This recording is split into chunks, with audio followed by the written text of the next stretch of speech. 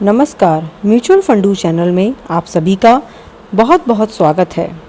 Franklin Templeton ने अपनी website पर एसएल इंफ्रा प्रोजेक्ट्स के बारे में अपडेट दिया है। आइए चलिए आर्टिकल को देखते हैं और उसके डिटेल्स जानते हैं। आर्टिकल की हेडिंग है Franklin Templeton update on SL infra projects. Franklin Templeton की जो 6 स्कीम बंद हुई थी, उनमें से 4 स्कीम में Franklin India short term income plan, Franklin India dynamic accrual fund, Franklin India low duration fund और Franklin India credit risk fund, इन चारों ही स्कीम्स ने एसएल इंफ्रा प्रोजेक्ट्स के 2 एनसीडीज़ में निवेश किया था, जिनकी मैच्योरिटी 22 मई 2020 को थी। परंतु एसएल इंफ्रा इनका पेमेंट नहीं कर पाई और उसने डिफ़ॉल्ट कर दिया। डिफ़ॉल्ट करने पर इन एनसीडीज़ की वैल्यू में 85% हेयर कट लिया गया और मैच्योरिटी वैल्यू का 15% अमाउंट 92.34 करोड़ रुपीस है। फ्रैंकलिन टेम्पल्टन ने इन सभी एनसीडीज़ के लिए एसएल इंफ्रा प्रोजेक्ट्स ने शेयर्स को प्लेज किया हुआ था। उन शेयर्स के नाम हैं जी एंटरटेनमेंट एंटरप्राइज लिमिटेड जील, डिश टीवी इंडिया लिमिटेड और अनलिस्टेड शेयर्स है EIL। मिस्टर सुभाष चंद्रा ने अपनी पर्सनल गारंटी दी हुई थी और कॉर्पोरेट गारंटी भी दी हुई थी। जो डिबेंचर ट्रस्टीज़ हैं, उन्होंने 92.34 करोड़ रुपीस का अमाउंट रिकवर कर लिया है, क्योंकि उन्होंने ZEEL के जो प्लेज्ड शेयर्स थे और कोलेट्रल की तरह रखे हुए थे, उन्हें बेच दिया है। जो बाकी बचे हुए शेयर हैं और पर्सनल गारंटीज़ हैं, वो अभी भी फ्रैंकलिन टेम्पल्टन के पास में बची हुई हैं और फ्रैंकलिन टेम्पल्टन उनको सही समय आने पर बेचेगा और उनसे वैल्यू रिकवर करेगा।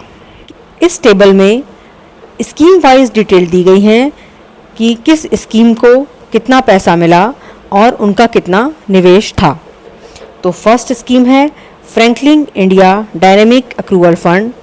इसमें जो मैच्योरिटी वैल्यू मिलनी चाहिए थी वो 24.44 करोड़ थी, परंतु हेयर कट लेने के बाद जो 15% वैल्यू बची वो 3.66 करोड़ थी।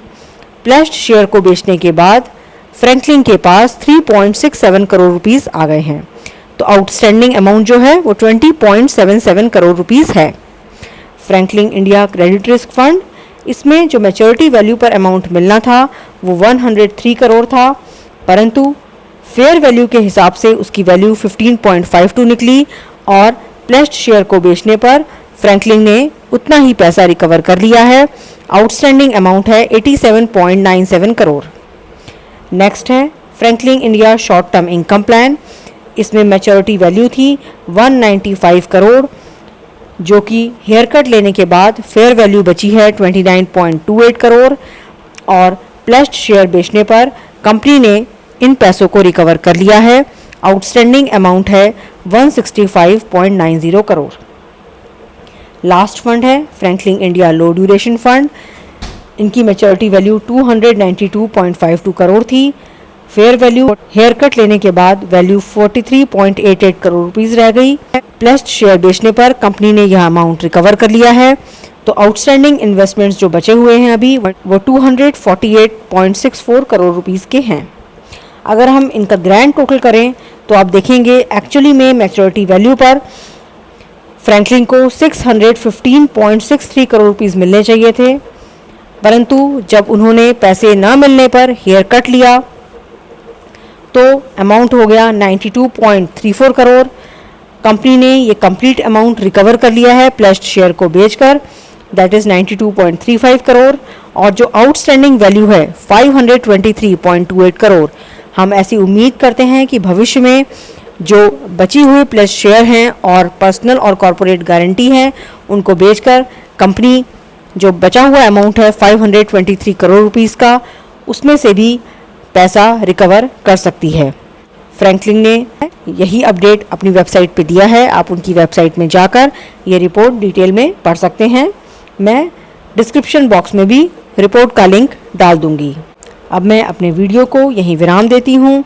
इस चैनल को अपना बहुमूल्य समय देने के लिए आप सभी का बहुत बहुत धन्यवाद। Thank you.